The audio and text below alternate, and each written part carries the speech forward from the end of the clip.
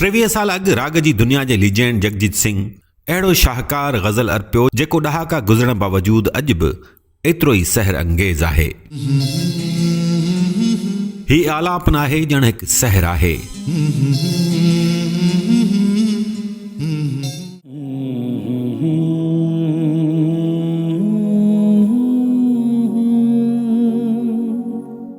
वहीद रमज़ान सरोही को गुमनाम रागी त नाहे, संजीदा मौसीक़ी ॿुधंदड़नि वटि हू तमामु मक़बूल आहे। हा, एतिरो ज़रूरु चई सघिजे थो त वटसि जेको फ़न आहे उन जे कद काठ मुताबिक़ सिंधी माण्हुनि खेसि उहा पज़ीराई नाहे ॾिनी। कॾहिं ॾींदा भला न, कुझु चई नथो सघिजे। हर मुलाक़ात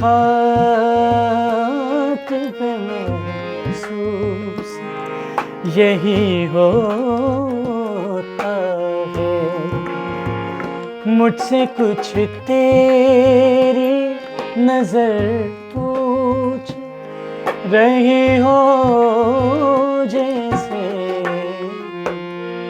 कोई फरियाद तेरे दिल में दबी हो। अॼुकल्ह कराची में रहंदड़ हैदराबाद वासी वहीद राग हारमोनियम ऐं सुरनि जो साथ 25 साल पुराणो आहे। एक लम्हे में सिमट आया है सदियों का सफर, जिंदगी तेज बहुत तेज चली हो, जैसे जिंदगी तेज बहुत तेज चली हो, जैसे। हिन राग जी इब्तिदाई सिख्या पंहिंजे वालिद खां हासिल कई, जंहिं बाद उस्ताद मोहम्मद रमज़ान जो शागिर्द बणियो। कोई फरियाद तेरे दिल। वाह, मां तक़रीबन जॾहिं 6 सालनि जो हुयुसि, 6-7 सालनि जो हुयुसि, तॾहिं खां सिखणु शुरू कयुमि। घर में बाबा साईं खां सिखियुमि ऐं इब्तिदाई जेका तालीम आहे म्यूज़िक जी, मौसीक़ी जी, हारमोनियम प्ले करण जी, बाबा खां सिखियुमि। ऐं उन खां पोइ काफ़ी सालनि खां पोइ हैदराबाद में हिकिड़ो वॾो नालो गज़ल गायकी जे हवाले सां मोहम्मद रमज़ान साहब, ऐं उन्हनि खां बि गज़ल गायकी जे हवाले सां सिखिया वरितमि। आकाश का सूनापन मेरे तन्हा मन में, पायल झनका के तुम आ जाओ जीवन में, सांसें देकर।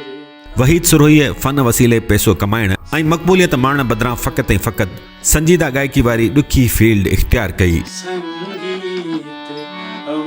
बिल्कुलु तव्हां वारी ॻाल्हि सही आहे त ही सेमी क्लासिकल जेको रंग आहे हिन में पज़ीराई आहे, पर थोरी घटि। पर अल्हम्दुलिल्लाह अॼु बि ॿुधंदड़ जेके आहिनि, जेका रियल म्यूज़िक मौसीक़ी ॿुधनि था, उन्हनि वटि पज़ीराई आहे बिल्कुलु। साथ छॾे वए तूं रोले राहुनि में, साथ छॾे वए तूं रोले राहुनि में। सिंध अंदरि गाना त घणा ॿुधा वञनि था, पर जंहिंजो नालो राग आहे उन जा ॿुधंदड़ अक्सरियत में शुमार नथा थियनि।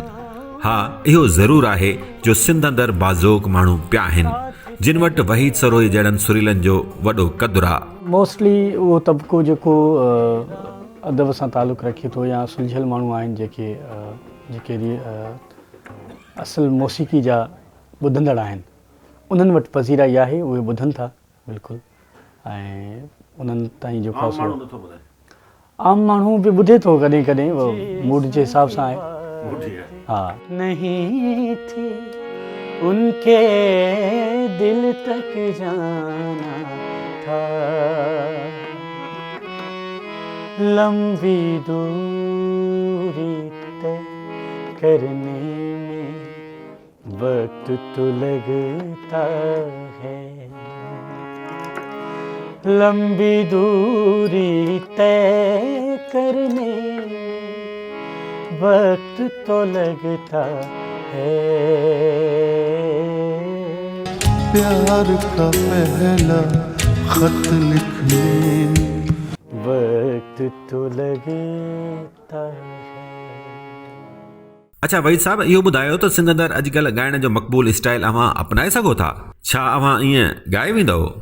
छा चवंदा आहिनि सोच आई कोन्हे त यार इन तरफ़ वञिजे, छो त मतिलबु पाण सेटिस्फिकेशन कोन्हे। पर भाऊ उन में त वॾो पैसो आहे। बिल्कुलु आहे, पर मूंखे जेको रूहानी तौर ते सुकून मिलंदो आहे उहो हिन मौसीक़ी में मिलंदो आहे। हू बि हिकिड़ो रंग आहे, मौसीक़ी जो ई हिकिड़ो रंग आहे। मौसीक़ी जी दुनिया में 25 सालनि जे पौरे बावजूदि वहीद रमज़ान सुरनि रागनि ऐं ठाठनि खे सम्झण जी दावा त ज़रूरु करे थो, पर हू इहो हरगिज़ नथो चवे त कंहिं बि राग ते खेसि उबूर हासिल आहे। राहत मिले थी दर्द में हो, राहत मिले थी दर्द में, मां प्यार तां सदके, इन प्यार तां सदके, दिलदार गम अता कयो, दिलदार गम अता कयो। मौसीक़ी हिकु वॾो समुंड आहे, उन्हनि मां अगरि असांखे ॿ कतरा बि मिलनि, हिकु कतरो बि मिले त वॾी ॻाल्हि आहे। ऐं उस्तादनि खां जेको सिखियो आहे मोस्टली तमामु ठाठनि ऐं तमामु रागनि खां मुतारिफ़ करायो आहे उस्तादनि। बसि इहो आहे त हिकु हिन उमिरि में जेको आहे सो असां पूरो उबूर त हासिलु कोन था करे सघूं। मौसीक़ी मुंहिंजे ख़्याल में को बि परफेक्ट न आहे, पर अल्हम्दुलिल्लाह एतिरो आहे जो असांखे थोरी घणी उस्तादनि जी तरफ़ां जेका तालीम ॾिनी वई आहे उन हिसाब सां असां सम्झी सघूं था त हीउ फलाणो राग आहे, कहिड़े राग में कंपोज़ थियल आहे, को बि गज़ल आहे या को गानो आहे, उनजो पूरो जेको सिस्टम सम्झी सघूं था। कॾहिं कॾहिं उन्हनि में पाण बि कंपोज़ कंदो आहियां मां, काफ़ी सारनि रागनि में कंपोज़ बि कयूं अथमि। वरियुनि जे पोरे बाद हुन एतिरो सो ज़रूरु हासिलु करे वरितो आहे जो हाणे पंहिंजूं असली धुनूं बि कंपोज़ करे वठंदो आहे। जीअं ख़ूबसूरत शाइर अब्दुल सत्तार सरोई जे हिन गज़ल जी मौसीक़ी तरतीब ॾेई उनखे 4 चंड लॻाया आहिनि। छो भला दरिया किनारा थी जियूं, अचुत हिक बेजा सहारा थी जियूं, अचुत हिक बेजा सहारा थी जियूं। जेकॾहिं कंहिं फ़नकार वटि ॾात ऐं ॾांहुं हुजे त पोइ खेसि ॿियो छा घुरिजे। वहीद रमज़ान वटि सुरनि सां गॾु ख़ूबसूरत आवाज़ बि आहे। वहीद सरोई कॾहिं बि हल्की शाइरी न ॻाईंदो आहे। हू भिटाई शेख हयाज़ उस्ताद बुखारी तोड़े नए दौर जे संजीदा शाइरनि जी शाइरीअ खे ई ॻाइणु पसंदि करे थो। तुंहिंजी केतिरा सद जो अॼु त बोड़ियो थी, केतिरा सद जो अॼु त बोड़ियो थी, जीअं असांजी छात जोड़ियो थी, रूह केवल जियां वकोड़ो थी।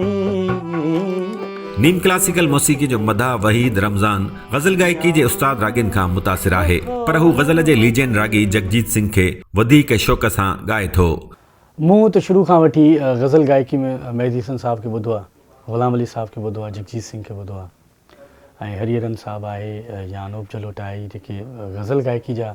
तेरी उम्मीद पे ठुकरा रहा हूँ दुनिया को, तुझे भी अपने पे ये एतबार है कि नहीं।